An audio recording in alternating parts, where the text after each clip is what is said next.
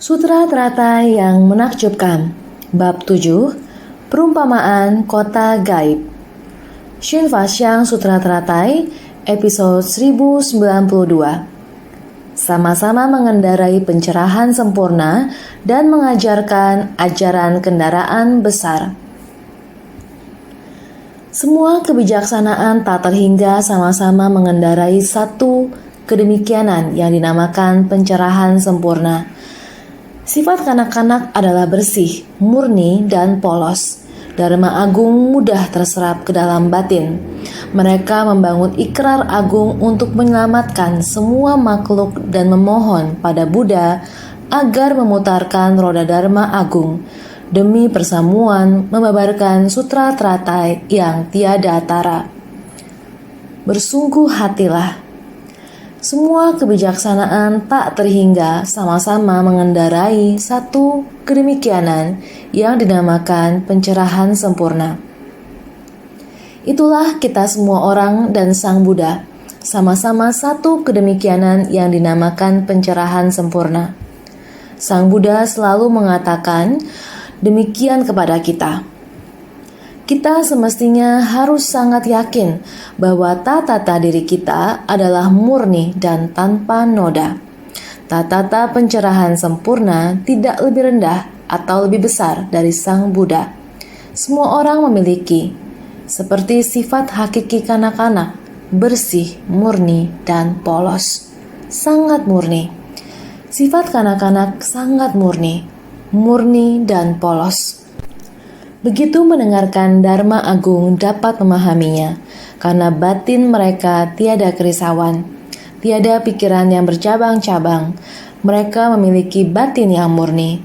Mendengarkan Dharma sedemikian, menerima Dharma sedemikian, bersungguh hati untuk menghayati dan memahami.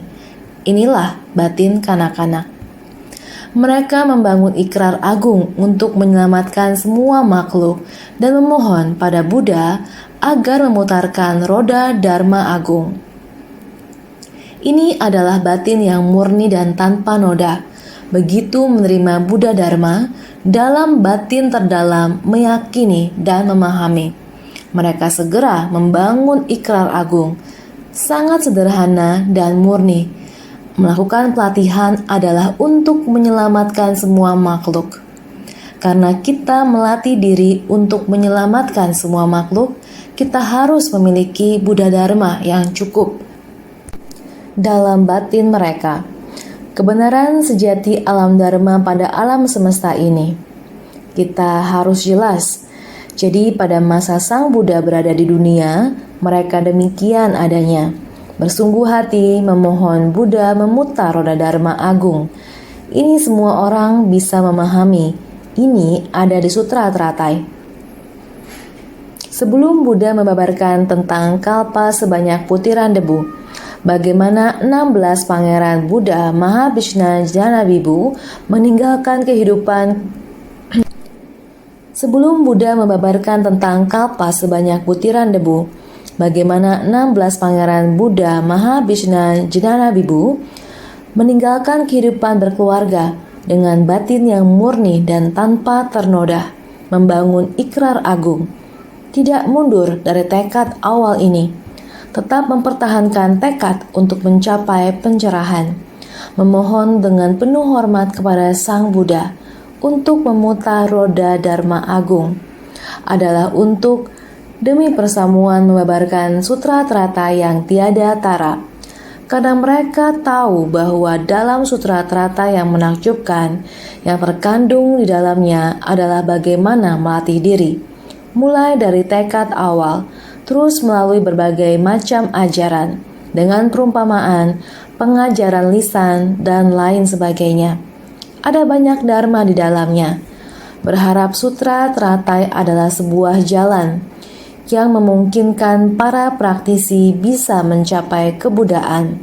Sebuah jalan, yakni jalan Bodhi Agung, bisa demikian langsung mencapai tingkat kebuddhaan, sehingga mereka tahu untuk memohon para Buddha memutar roda Dharma Agung, membabarkan satu ajaran sejati dari kendaraan besar, Itulah sutra teratai yang menakjubkan.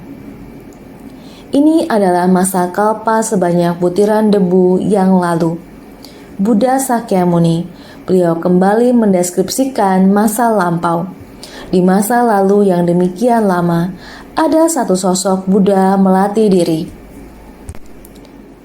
Proses pelatihan diri dari Buddha Mahavishna Jnanabibu waktunya sangat panjang. Pada saat itu, usia manusia juga sangat panjang. Kita sering mengatakan bahwa 3 kalpa Asemkhya besar, masa panjangnya kalpa ini, itulah tergantung pada karma kolektif dari kita para makhluk. Dan usia sebuah zaman berada di dunia yang sama. Terkadang waktu sangat panjang dan usia orang akan sangat panjang juga. Tidakkah sering mendengar orang berkata demikian? Dari usia manusia yang sangat pendek, mulai dari usia 10 tahun, setiap 100 tahun akan bertambah 1 tahun. Setiap 100 tahun akan bertambah lagi 1 tahun. Terus bertambah sampai manusia berusia 84.000 tahun. Ini menunjukkan para makhluk memiliki hati yang sangat murni, hidup sesuai dengan hukum alam di dunia. Adalah demikian, usia mereka semakin panjang. Setelah melalui 100 tahun, usia akan bertambah lagi 1 tahun. Demikian terus bertambah panjang, bertambah hingga 84.000 tahun. Ini adalah umur hidup manusia yang paling panjang. Umur yang paling panjang adalah di dunia. Orangnya pun juga banyak. Pelan-pelan hati manusia mulai muncul pikiran-pikiran yang bertentangan dengan prinsip kebenaran dan menciptakan karma. Sehingga umur hidup manusia pun mulai menurun dari 84.000 tahun. Setelah 100 tahun, turun 1 tahun, dimulai seperti ini. Umur hidup manusia terus-menerus berkurang. Para makhluk tetap menciptakan karma. Banyak ketidakkekalan dan penderitaan. Dari kalpa ke kalpa, umur atau hidup manusia terus-menerus berkurang. Ini semua tercatat di dalam sutra Buddhis. Apabila umur atau hidup manusia semakin berkurang sampai umur manusia 100 tahun, akan terjadi banyak bencana dan petaka yang tiada henti. 3 bencana besar dan kecil akan terjadi secara bergantian. Terus terjadi sampai 3 bencana terjadi secara terus-menerus. Selain itu, 3 petaka kecil juga akan mulai terjadi. 3 petaka kecil adalah wabah penyakit menular, kelaparan, dan perang pun juga akan terjadi. Ini semua dinamakan 3 petaka kecil. Ini semua akan terjadi apabila umur kehidupan manusia menurun sampai tinggal 100 tahun. Bencana besar, 3 bencana besar, dan 3 bencana kecil akan terus-menerus terjadi secara bergantian. Saat ini, semua dimulai secara terus-menerus, akan semakin sering terjadi, maka kepunahan para makhluk akan semakin besar. Ini semua adalah karena para makhluk menciptakan karma. Oleh karena itu, umur atau hidup manusia akan semakin berkurang. Bencana pun juga akan semakin sering terjadi. Maka, kita sekarang berada di masa pengurangan kalpa.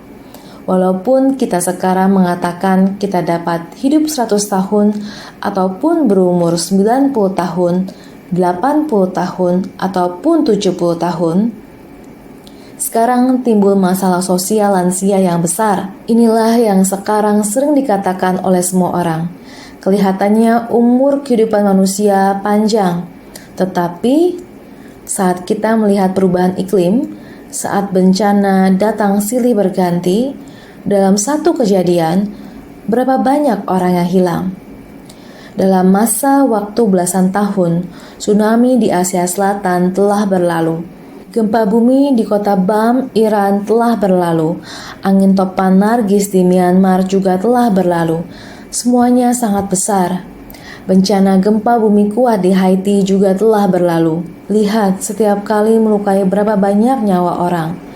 Usia kehidupan manusia ini disebutkan dengan rata-rata demikian.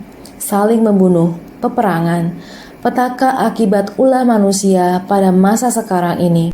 Selama beberapa tahun terakhir ini, karena musibah akibat ulah manusia, karena bencana alam, karena wabah penyakit, manusia membunuh para makhluk, dan lain-lain. Sama juga halnya dengan terus terjadinya peperangan ataupun kehancuran dari bencana alam. Usia manusia ini, jika semakin lama semakin banyak bencana, kehidupan ini berada dalam ketidakkekalan.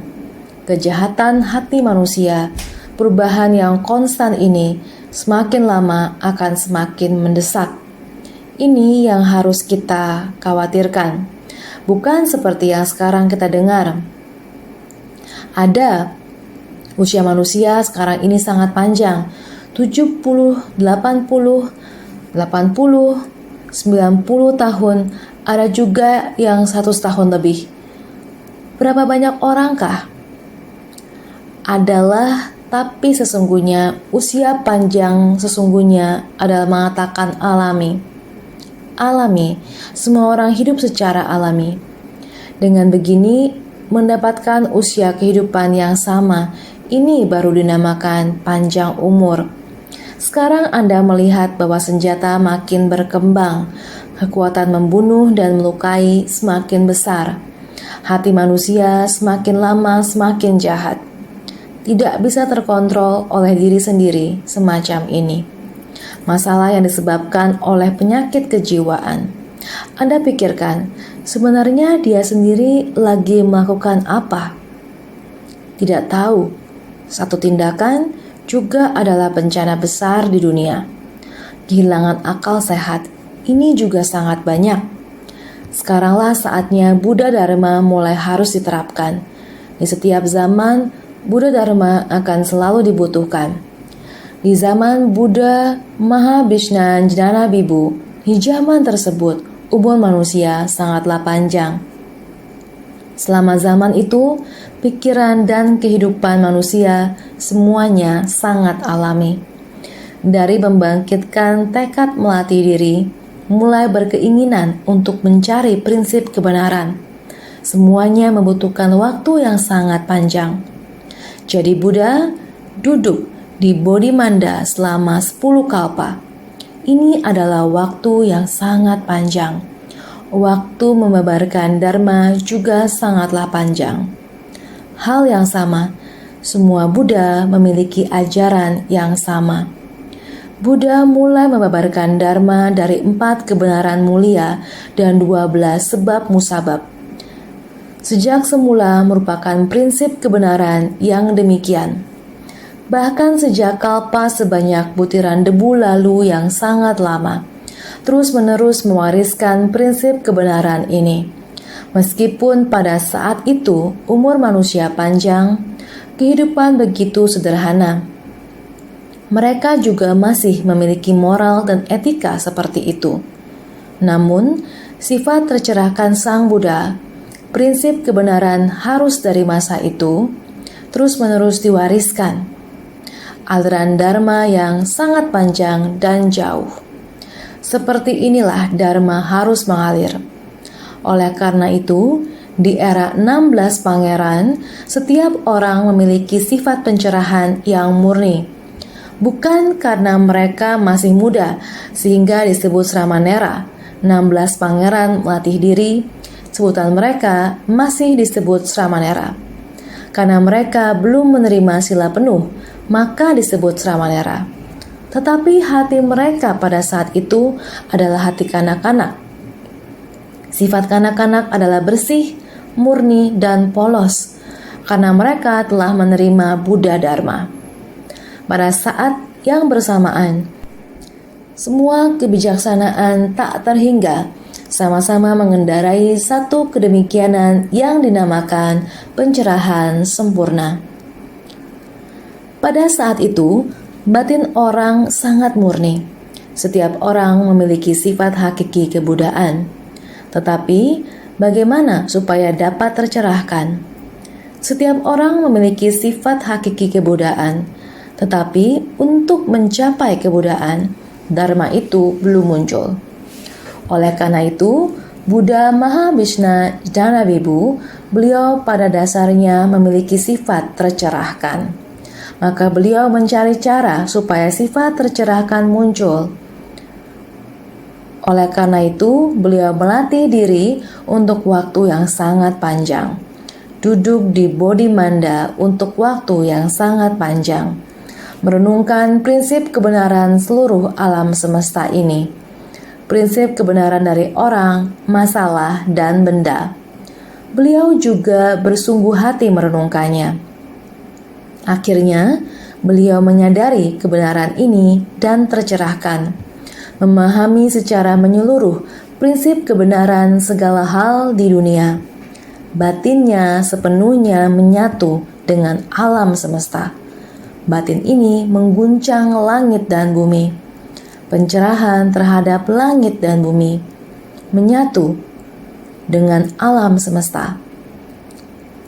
Oleh karena itu, kondisi pada saat mencapai kebudaan dapat menggambarkan bagaimana dewa dan manusia datang untuk melindungi tempat pencapaian pencerahan, datang menaburkan bebungaan, datang untuk memberi persembahan. Setelah mencapai kebudaan, beliau membabarkan Dharma. Raja yang melindungi dan melestarikan ajaran Buddha di dunia, raja bijak di dunia, bersama dengan para pengikutnya di dunia, semua datang ke tempat pencerahan untuk bersarana, mendengarkan Dharma, Dharma duniawi. Buddha Mahavishna Janavibu mengajarkan 4 kebenaran mulia dan 12 nidana. Seperti ini dari awal mulai menjelaskan tentang prinsip kebenaran dari datang dan perginya kehidupan manusia. Di dalam 12 nidana pun sudah dijelaskan dengan sangat jelas. Tetapi ke-16 Ramanera dengan hati anak yang polos, mereka membangkitkan tekad luhur untuk dapat menyerap lebih banyak Dharma, mulai memohon Sang Buddha membabarkan Dharma, dan mereka membangun ikrar agung. Pada saat ini, Sang Buddha masih belum membabarkan kepada manusia. Raja Brahma pun hadir dengan cahaya yang sangat terang, menggetarkan hati orang-orang untuk memohon Dharma agung. Jadi cahaya yang terpancar dari Bodhimanda ini menyinari hingga ke alam Dewa Brahma. Ketika para Dewa Brahma dari 10 penjuru telah tiba, Sang Buddha baru mulai membabarkan Dharma. Demi para hadirin membabarkan ajaran terunggul Sutra Trata yang menakjubkan. Untuk ini kita harus bersungguh hati. Semua orang sama-sama memiliki kebijaksanaan tak terhingga dalam kendaraan yang sama, dan sebuah hakikat pencerahan benar. Sesungguhnya setiap orang memiliki hakikat kebudaan. Setiap orang harus benar-benar bersungguh hati untuk kembali ke kondisi tiada tara dari Sutra Trata yang menakjubkan. Semua esensi yang terkandung dalam sutra ini kita harus tapaki sebagai tindakan nyata. Kita semua harus sepaham, sepakat, dan sejalan. Dengan demikian, maka dunia ini baru perlahan-lahan bisa dipulihkan kembali. Jadi setiap orang harus membangkitkan tekad luhur dan membangun ikrar agung, menjalankan praktik agung. Sutra sebelumnya berbunyi demikian. Mereka yang tidak melekat pada segala fenomena juga mencapai tingkatan arhat. Setelahnya mereka yang memperoleh jalan, jumlahnya adalah tiada terhingga. Biar dihitung sampai berlaksa koti kalpa, seseorang tidak mampu mencapai batas akhirnya. Sutra Tratai Bab 7, Bab Perumpamaan Kota Gaib. Setelah semuanya mendengarkan Dharma, 4 kebenaran mulia dan 12 nidana setelahnya, 5 nafsu keinginan di dunia sudah terkikis semuanya. Tidak lagi menerima 5 nafsu keinginan duniawi. Oleh karena itu, semua orang mulai memperoleh tingkat arhat. Dari sini mulai, setelahnya mereka yang memperoleh jalan. Mulai dari seperti ini, kemudian terus bertambah jumlah orang mendapatkan pencapaian. Mulai makin lama makin memahami dharma ini. Orang yang mendapat pencerahan makin bertambah banyak. Berapa banyak? Jumlahnya adalah tiada terhingga, sangat banyak. Karena waktunya panjang, waktu pembabaran dharma panjang, orang yang mendengar dharma tidak henti-hentinya terus bertambah. Orang yang memperoleh dharma, menerima dharma ini, mempraktikkan dalam tindakan nyata. Orang yang mengikis kegelapan batin juga makin bertambah. Dihitung sampai berlaksa ribu kalpa. Sebenarnya ada berapa orang yang menerima dharma? Jumlahnya adalah tiada terhingga, tidak bisa dihitung.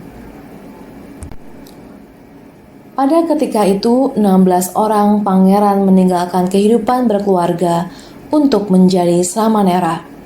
Semuanya sama-sama memohon kepada Buddha agar membabarkan ajaran kendaraan besar. Kami sekalian beserta para pengikut semuanya hendak mencapai jalan kebudaan. Kami berkeinginan untuk memperoleh seperti Bhagawan, mata kebijaksanaan dari kemurnian terunggul. Sutra Teratai Bab 7, Bab Perumpamaan Kota Gaib. 16 pangeran bertekad meninggalkan kehidupan berkeluarga, terpaksa meninggalkan keluarga dan memutuskan tali kasih duniawi.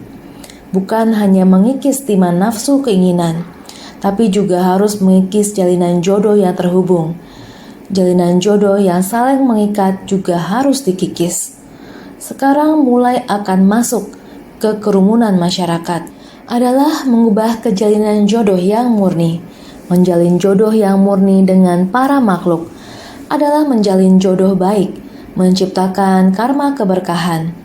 Oleh karena itu, meninggalkan kehidupan berumah tangga untuk menjadi samanera, semuanya sama-sama memohon pada Buddha. Karena tujuan mereka harus mencapai kebudaan. Ini adalah tujuan mereka, sehingga mereka harus meninggalkan kehidupan berkeluarga, dan mencapai kebudaan. Jadi ini adalah niat mereka bersama, pengetahuan yang sama, pandangan yang sama, praktik yang sama, yaitu untuk menapaki jalan bodhisattva yang murni. Jadi mereka memohon kepada Buddha untuk membabarkan ajaran kendaraan besar. Kami sekalian beserta para pengikut semuanya hendak mencapai jalan kebudaan. Kami merujuk pada 16 orang pangeran dan semua keluarga dan pengikutnya yang ikut melatih diri bersama-sama. Mereka semua semestinya bisa mencapai jalan kebudaan. Ini adalah harapan mereka. Bukan hanya mereka sendiri yang mencapai jalan kebudaan, namun mereka yang melatih diri bersama mereka juga dapat mencapai jalan kebudaan dan menyadarkan para makhluk secara luas. Jadi mereka berharap agar setiap orang dapat menjadi seperti Bhagawan. Kami berkeinginan untuk memperoleh seperti Bhagawan, artinya mereka berharap dapat menjadi seperti Buddha. Mata kebijaksanaan dari kemurnian terunggul. Artinya, di dalam pemikiran, pandangan, mereka menunjukkan welas asih yang setara kepada semua. Mereka berharap dalam hati welas asih yang tinggi tiada tara ini, semua orang dapat menjadi setara dengan Buddha. Naskah sutra berikutnya kembali mengatakan, Buddha tahu akan keinginan dari anak-anak ini dan praktik mereka pada kehidupan lampau. menggunakan sebab musabab tak terhingga dan berbagai macam perumpamaan untuk mengajarkan 6 paramita dan segala hal dari kemampuan gaib. Membeda-bedakan dharma sejati, jalan yang diamalkan oleh para bodhisattva dengan membabarkan sutra teratai ini, syairnya sebanyak butiran pasir di sungai Gangga. Sutra Teratai Bab 7, Bab Perumpamaan Kota Gaib. Ini menunjukkan bahwa Buddha sudah menyetujui ketika Buddha memulai dari 4 kebenaran mulia dan 12 nidana. Kemudian Buddha melanjutkan dengan ajaran dari kekosongan yang menakjubkan, yaitu periode Vaipulya dan Prajna. Ini berlanjut selama 20.000 kalpa. Buddha menyetujui dan selanjutnya membabarkan ajaran dari kekosongan dan keajaiban. Selama 20.000 kalpa, Buddha Mahabhishna menerima permohonan untuk membabarkan Vaipulya dan Prajna. Terakhir, membabarkan Sutra Teratai. Sama seperti pembabaran Dharma dari guru mula kita, secara tepat membabarkan ajaran kendaraan besar. 20.000 kalpa juga benar-benar waktu yang sangat panjang, menggunakan waktu yang begitu panjang, membabarkan 4 kebenaran mulia, 12 penyebab nidana, juga harus mulai memasuki Vaipulya dan Prajna, juga harus berurutan. Dengan begini, agar semua orang mengerti, jangan melekat dengan kepemilikan. Terikat kepemilikan akan menimbulkan keinginan. Oleh karena itu, harus memberitahu kita bahwa segala materi di dunia ini adalah ilusi. Tidak peduli seberapa lama dunia manusia, akan selalu ada akhir. Tidak peduli berapa lama umur seseorang, semua juga akan ada waktu tua, sakit, dan mati. Seiring berjalannya waktu juga akan ada saat-saat terbentuk, bertahan, rusak, dan musnah. Oleh karena itu, membabarkan ajaran Dharma kekosongan. Waktu untuk membahas waktu yang begitu lama, Buddha Mahabhishna Jnanabibu menerima permohonan untuk membabarkan Vaipulya dan Prajna. Lalu terakhir, baru mulai membabarkan Sutra Teratai. Dalam urutan yang sama, mulai dari era agama, memasuki Vaipulya, memasuki Prajna, lalu memasuki Teratai. Sebenarnya, sebelum itu, saat ketika Buddha tercerahkan, kondisi batin Sang Buddha saat itu dijelaskan dalam Avatamsaka, pembabaran Dharma tentang kondisi batin yang demikian. Secara keseluruhan disebut 5 periode pembabaran Dharma. Menurut urutannya, dulu seperti ini di era Buddha Mahabhishna Jnanabibu. Sekarang Buddha Sakyamuni juga seperti ini. Ini adalah persamaan cara pembabaran Dharma yang sama, yaitu secara tepat membabarkan ajaran kendaraan besar sesuai urutannya. Buddha tahu akan keinginan dari anak-anak ini dan praktik mereka pada kehidupan lampau. Buddha tahu akan batin pencerahan agung yang murni, polos, dan tanpa noda dari anak-anak ini, serta perbuatan dari para pangeran dalam kehidupan lampau. Buddha tahu akan keinginan dari anak-anak ini.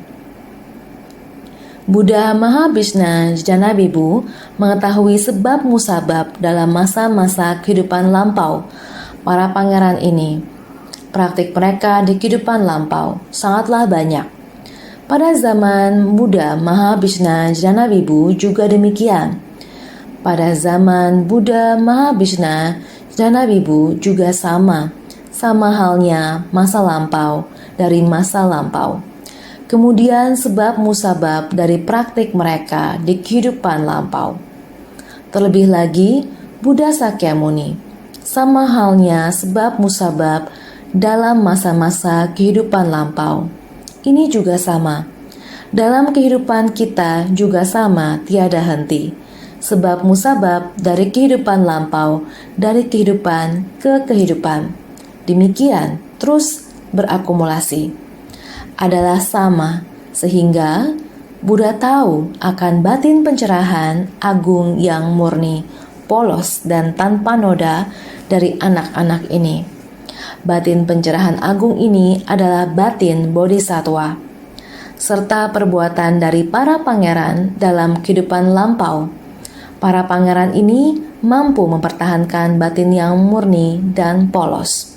Masa lampau para pangeran ini juga memiliki sebab musabab dalam masa-masa kehidupan lampau, barulah dapat mempertahankan batin yang murni dan tanpa noda ini.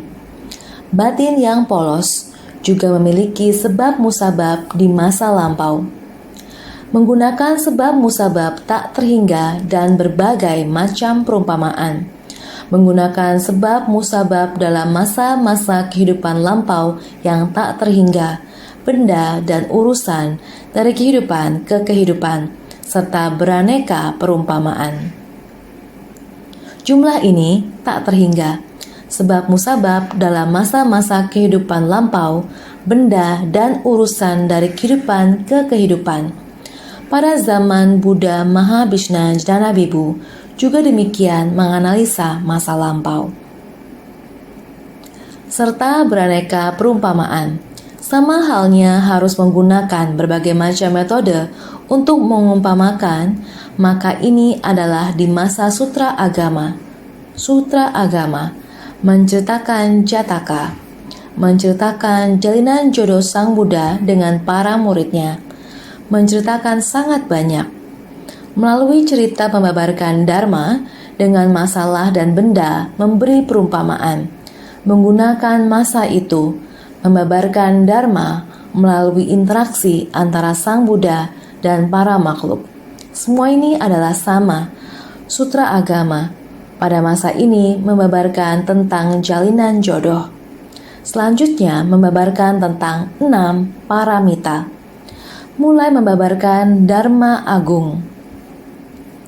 Untuk mengajarkan 6 paramita dan segala hal dari kemampuan gaib. Paramita artinya tiba di pantai seberang. Itulah 6 paramita. Segala hal dari kemampuan gaib adalah hal-hal yang berkenaan dengan 10 kekuatan, dasa balani, 4 ketidakgentaran, catur vaisa radya, 6 kemampuan gaib, sat abhishna, dan lainnya. Untuk mengajarkan 6 paramita dan segala hal dari kemampuan gaib. Demi memperkuat dan membantu orang-orang menimbulkan rasa hormat terhadap Buddha Dharma, memahami betapa dalamannya, maka Buddha Mahabhishna Jnanabibu dari yang dangkal sampai dalam mengajarkan kita menerapkan ajaran hingga mereka mencapai sisi pantai seberang. Dari pantai ketidaktahuan makhluk awam menggunakan segala jenis peralatan, membimbing makhluk hidup adalah alat untuk mencapai kebudaan. Bagaimana membimbing makhluk hidup? Kita harus menggunakan perahu. Saya ingin menyelamatkan diri sendiri. Pada saat yang sama, harus menyelamatkan orang lain. Dari pantai ketidaktahuan, saya ingin menyeberang. Saya ingin menyelamatkan orang lain. Menyeberangkan mereka pada saat yang sama. Itulah mengapa disebut tiba. Dari pantai sini, tiba di pantai seberang. Sudah mau pergi ke sana. Tempat itu telah tiba di pantai seberang. Atau dari tempat ini untuk pergi ke tempat itu, sudah mulai membangkitkan tekad, sudah mulai menggunakan alat ini untuk menyelamatkan diri sendiri dan menyelamatkan orang lain. Oleh karena itu, pelatihan diri bukan seorang diri. Melatih diri adalah untuk mengharmoniskan hati orang banyak. Melatih diri harus bersama-sama dengan semua orang untuk memahami prinsip kebenaran. Inilah pelatihan yang sebenarnya. Oleh karena itu, untuk pergi ke pantai seberang, Perahu harus menggunakan keharmonisan. Sat paramita adalah alat bagi perahu keselarasan, yaitu berdana, sila, kesabaran, ketekunan, meditasi, dan kebijaksanaan. Maka, untuk mempelajari agama Buddha, kita harus memiliki pemahaman yang mendalam. Segala hal dari kemampuan gaib adalah hal-hal yang berkenaan dengan 10 kekuatan Desa Balani, 4 ketidakgentaran, Catur Vaisa Radya, 6 kemampuan gaib, Sat Abhijna, dan lainnya. Ini disebut segala hal dari kemampuan gaib. 5 jenis pertama daripada 10 kekuatan Dasa Balani Tathagata. 1. Kekuatan batin untuk mengetahui apa yang benar atau tidak benar dalam setiap kondisi. 2. Kekuatan batin untuk mengetahui balasan karma dari setiap makhluk pada masa kehidupan lampau, masa kehidupan sekarang, dan masa kehidupan mendatang. 3. Kekuatan batin untuk mengetahui segala tingkatan meditasi, pembebasan, dan samadhi. 4. Kekuatan batin untuk mengetahui apakah kapasitas dari para makhluk adalah tajam atau tumpul. 5. Kekuatan batin untuk mengetahui berbagai pemahaman pada para makhluk. 10 kekuatan Tathagata, yaitu ada 10 macam kekuatan. Yang pertama, kekuatan batin untuk mengetahui apa yang benar atau tidak benar dalam setiap kondisi. Artinya adalah kita sedang pelatihan diri. Apakah jalan ini adalah jalan sebenarnya atau itu bukan sebenarnya? Jika kita ada menyimpang sedikit, prasangka buruk akan memasuki pandangan sesat. Kita harus memiliki pengetahuan benar, pandangan benar, untuk memahami apakah jalan ini adalah jalan yang sejatinya harus dijalani oleh praktisi. Ada sebagian orang demi mendapat hasil segera, ada sebagian orang demi mendapat kebebasan berbuat sesuka hati, sehingga di dalam pencarian ini akan mengalami penyimpangan. Arah yang menyimpang berakibat kesalahan sehelai rambut bisa menyebabkan penyimpangan ribuan mil. Walaupun mereka memohon dharma, tidak akan mendapatkannya. Mengapa tidak mendapatkan dharma?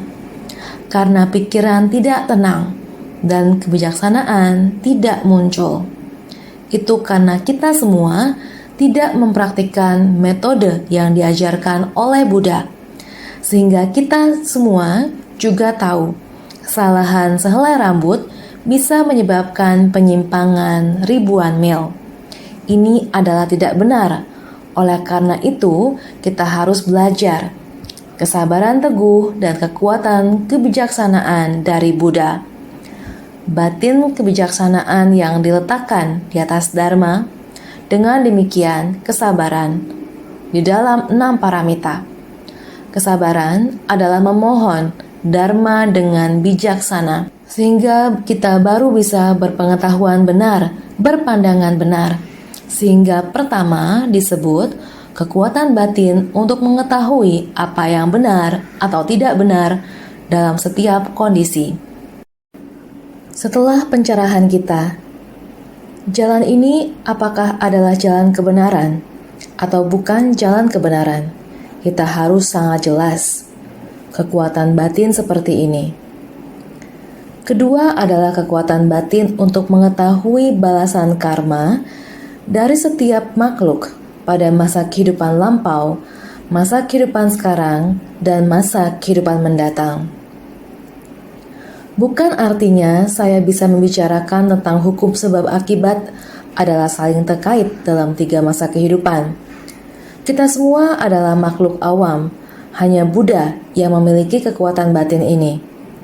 Untuk menyampaikan siapa saya di masa lalu, siapa Anda di masa lalu dari masa lalu yang terakumulasi di antara kita. Hanya kekuatan batin yang murni tanpa rintangan dari Buddha baru mampu mengetahui masa lalu. Sekarang, kita hanya mendengar Buddha mengatakan seperti ini. Seharusnya kita tahu, segala hal pasti ada hukum sebab akibatnya, bukan tidak ada. Tetapi, bukan kita makhluk awam, bisa sesuka hati mengatakan kepada orang, "Di masa lalu kamu adalah siapa, dia adalah siapa." Ini dinamakan pengetahuan sesat, pandangan sesat. Ini sangat mudah membuat orang salah arah, bisa menyebabkan hati menjadi kacau. Bukan hanya tidak menentu, tapi bisa kacau, mengundang hantu dan makhluk halus masuk ke dalam hati, di luar kendali diri sendiri. Melamun, halusinasi penglihatan, halusinasi perasaan, halusinasi pendengaran. Semuanya adalah hayalan semu, adalah untuk mengacaukan hati kita. Ini adalah sangat menakutkan. Jadi, jangan mengatakan, "Saya bisa menceritakan tentang hukum sebab akibat dari 3 masa kehidupan." Hukum sebab akibat dari 3 masa kehidupan kita bisa mengikuti seperti yang Buddha katakan. Kita bukan mengatakan, "Saya bisa melihat hukum sebab akibat dari 3 masa kehidupan." Jika berkata, "Saya bisa melihat hukum sebab akibat dari 3 masa kehidupan," itu sudah menyimpang. Semua orang harus perhatikan. Buddha memiliki kekuatan batin seperti ini. Kita tidak punya. Kita adalah hanya demikianlah yang ku dengar. Yang ketiga adalah kekuatan batin untuk mengetahui segala tingkatan meditasi, pembebasan, dan samadhi. Kita mengetahui bagaimana cara untuk mencapai pembebasan, segala hal awam yang diajarkan oleh Buddha kepada kita. Kita harus tahu bagaimana cara untuk memperoleh pembebasan. Sifat hakiki manusia adalah demikian. Setiap manusia adalah penuh noda batin. Saya juga salah satu yang memiliki noda batin. Saya melatih diri pada saat ini. Saya juga harus bisa melepas saat menyaksikan persoalan awam. Mundur selangkah, maka dapat melihat samudra dan langit yang luas. Bagaimana bisa belajar mencerna kesabaran? Mencerna kesabaran harus dicerna dan harus bersabar. Hati dibuka lebih lebar. Menghadapi persoalan awam harus dengan hati yang polos. Dengan demikian, maka hati kita pun bisa terbuka luas dengan pengetahuan dan pandangan benar. Yang keempat adalah kekuatan batin untuk mengetahui apakah kapasitas dari para makhluk adalah tajam atau tumpul. Kapasitas, kita mengetahui kapasitas diri kita sendiri. Seberapa besar kapasitas kita sebenarnya? Kapasitas besar atau kapasitas kecil? Kita haruslah mengetahui kapasitas kita masing-masing dan tahu cara pelatihan diri kita yang tepat. Ataupun saat kita hendak berbicara dengan orang lain, kita harus tahu kapasitas dari lawan bicara kita. Apakah mereka berkapasitas besar, sedang, ataupun kecil? Diri sendiri mengetahui kapasitas sendiri. Kapasitas ini akan menentukan ajaran apa yang akan dipahami.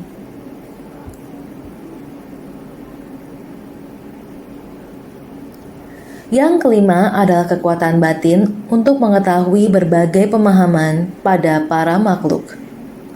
Kita haruslah memahami segala sesuatu yang ada di alam semesta yang berinteraksi dengan kita. Harus mampu untuk membedakan dengan tenang. Buddha memiliki kekuatan batin demikian. Maka kita harus mempelajarinya seperti beliau juga. 5 jenis lainnya daripada 10 kekuatan Dasa Balani Tata Gata. 6. Kekuatan batin untuk mengetahui segala sifat alamiah dan tingkatan dari para makhluk. 7. kekuatan batin untuk mengetahui berbagai kekuatan sebagai hasil pelatihan diri di jalan pencerahan daripada para makhluk. 8. Kekuatan batin untuk mengetahui dengan mata dewa tanpa rintangan. 9. Kekuatan batin untuk mengetahui masa kehidupan lampau tanpa kebocoran. 10. Kekuatan batin untuk mengetahui bagaimana menghapus tabiat buruk secara permanen. Yang keenam adalah kekuatan batin untuk mengetahui segala sifat alamiah dan tingkatan dari para makhluk. Segala sifat alamiah, 3 kelompok alam dan 6 alam kehidupan. Dengan segala sifat alamiah ini menggambarkan bagaimana orang menciptakan kerisauan pandangan dan pemikiran yang keliru, delusi dan lain-lain. Kerisauan dari delusi, cara berpikir, dan lain-lain. Kita harus memahami dengan jelas. Ketujuh, kekuatan batin untuk mengetahui berbagai kekuatan sebagai hasil pelatihan diri di jalan pencerahan daripada para makhluk. Kita harus memahami jalan apa yang terunggul untuk menuju pencerahan. Kita harus memiliki kebijaksanaan ini. Kedelapan adalah kekuatan batin untuk mengetahui dengan mata dewa tanpa rintangan. Sang Buddha memiliki mata dewa, tetapi kita tidak memilikinya. Jangan berkata, "Saya melihat hal-hal ini, mereka nyata." Jika Anda berpikir hal-hal yang dilihat adalah nyata, ini disebut ilusi. Sang Buddha berkata, "Barang siapa yang melihat saya dalam wujud dan mencari saya dengan suara, adalah berada pada jalan yang menyimpang. Mereka tidak dapat melihat Tathagata." Oleh sebab itu, kita harus mempertahankan tugas kita sendiri. Jangan berkata, "Saya melihat, saya mendengar." Ini semua adalah ilusi dan kepalsuan. Hanya Sang Buddha yang memiliki kekuatan pikiran. Kita belum memilikinya. Yang kesembilan adalah kekuatan batin untuk mengetahui masa kehidupan lampau tanpa kebocoran. Yang berarti mengetahui masa lalu, sekarang, dan masa mendatang. Yang ke-10 adalah kekuatan batin untuk mengetahui bagaimana menghapus tabiat buruk secara permanen. Kita harus mengetahui bahwa kerisauan berasal dari timbunan tabiat buruk. Oleh sebab itu, saya sering berkata kepada semua orang, pelatihan diri apa yang akan dijalani? Yaitu berlatih menghilangkan tabiat buruk. Ya, kita semua orang memiliki tabiat buruk yang tanpa henti diakumulasi. Ini disebut 10 kekuatan Buddha. 4. Ketidakgentaran. Catur Vaisa Radya. 1. Di tengah orang banyak, Buddha tidak gentar karena telah tahu akan segalanya. 2. Buddha tidak gentar karena telah menghapus segala kerisauan. 3. Di tengah orang banyak, Buddha tidak gentar untuk membabarkan tentang segala rintangan dalam pembinaan diri. 4. Di tengah orang banyak, Buddha tidak gentar untuk membabarkan jalan menuju lenyapnya penderitaan. 4. Ketidakgentaran. Pertama, di tengah orang banyak, Buddha tidak gentar karena telah tahu akan segalanya. Dikatakan dari tengah orang banyak, menggunakan semua kebijaksanaan, membabarkan segala dharma, menganalisakan untuk kita dengan teliti. Kedua, Buddha tidak gentar karena telah menghapus segala kerisauan. Kita setiap orang mulai membangkitkan tekad. Bukankah makhluk hidup yang jumlahnya tak terhingga, aku bertekad menyelamatkan mereka semua. Terlebih dahulu membangkitkan ikrar agung, tetapi untuk membimbing para makhluk harus menghapus segala kerisauan, Semua kerisauan telah terhapus. Tiada kebocoran, tiada kerisauan. Ketiga, di tengah orang banyak, Buddha tidak gentar untuk membabarkan tentang segala rintangan dalam pembinaan diri. Banyak orang dikarenakan terpengaruh jalan sesat, delusi terbawa pergi. Buddha ada kemampuan itu. Pada saat tersesat, kemudian memanggilnya kembali, karena dia para makhluk, ada rintangan dalam menerima dharma. Buddha menggunakan kekuatan batin, tidak gentar memanggilnya kembali dari rintangan. Buddha juga tidak ada rintangan dalam membabarkan dharma kepada para makhluk. Jika kita manusia awam akan mengatakan demikian tidak bisa, mungkin tidak perlu dikatakan. Ini yang dikatakan kita ada rintangan membabarkan dharma. Sudah jelas dia tidak benar. Tetapi pada saat ini harus bagaimana menariknya kembali? Ada banyak pertimbangan, ada banyak rintangan. Kekuatan batin Buddha tiada rintangan. Keempat, di tengah orang banyak, Buddha tidak gentar untuk membabarkan jalan menuju lenyapnya penderitaan. Kehidupan manusia sungguh menderita. Buddha bisa menganalisa banyak penderitaan, supaya kita memahami. Inilah Buddha yang memiliki 10 kekuatan. 4 tiada gentar, 6 kekuatan batin. Dulu selalu mengatakan mata dewa, telinga dewa, kemampuan membaca pikiran, kemampuan mengetahui kehidupan lampau, kaki dewa, kemampuan melenyapkan kekotoran batin, dan lain-lain. Semua orang mendengarkan harus benar-benar bersungguh hati, sehingga membeda-bedakan dharma sejati. Jalan yang diamalkan oleh para bodhisattva. Secara tersendiri, membabarkan dharma menakjubkan yang sejati. Jalan yang diamalkan oleh semua bodhisattva. Inilah Buddha membabarkan dharma demi para makhluk. Itulah jalan yang diamalkan oleh para bodhisattva. Demikian prosesnya. Harus adanya 10 kekuatan, 4 tiada gentar, 6 kekuatan batin. Ini harus menggunakan waktu yang lama untuk melatih diri. Buddha untuk mencapai kebudaan. Buddha Mahabhishna Jnana Bibu telah melatih diri selama banyak kehidupan. Sekarang akan mencapai kebudaan.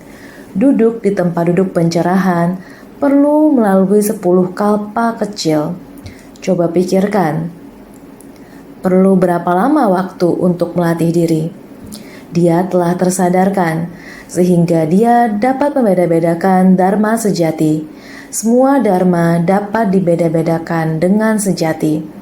Sehingga jalan yang diamalkan oleh para bodhisattva, semuanya tiada rintangan.